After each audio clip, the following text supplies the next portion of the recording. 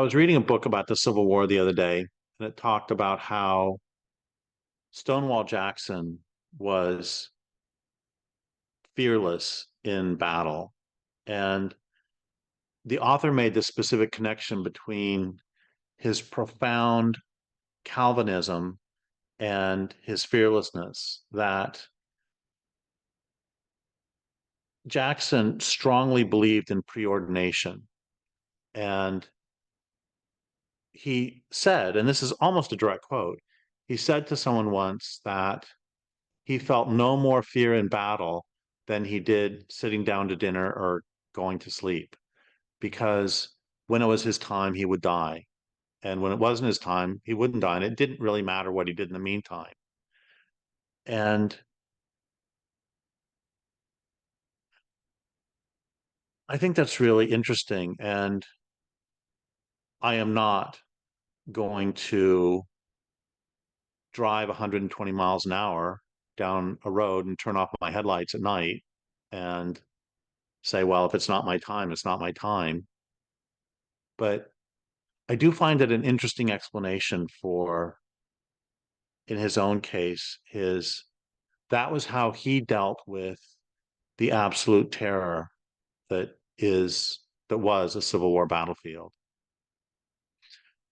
I don't I don't think that this is a lesson that applies down to every level. Like I said, if you I'm not going to close my eyes and drive at 120 miles an hour, but I do think that there is some wisdom in it in terms of being here now and just being present to whatever your circumstances are. It's in some ways it's almost a version of the serenity prayer.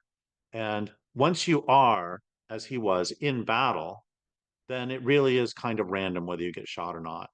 And in fact, he was never shot by the enemy. He was accidentally shot by people on his own side. And we all,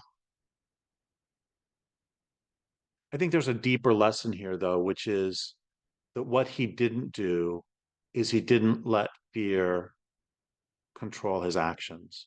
No matter what reason he put underneath it, that his was the strong feeling of preordination.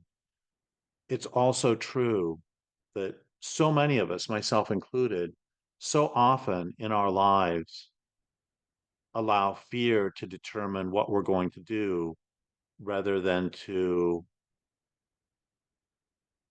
continue to just step forward and do whatever is appropriate. I know it's true in my own life, and I'm not the first person to say this, that I more regret the errors in my life made by timidity than I do the errors made by boldness. And I regret the opportunities I've on which the opportunities I've passed by more than the opportunities that I have unsuccessfully attempted to move forward into.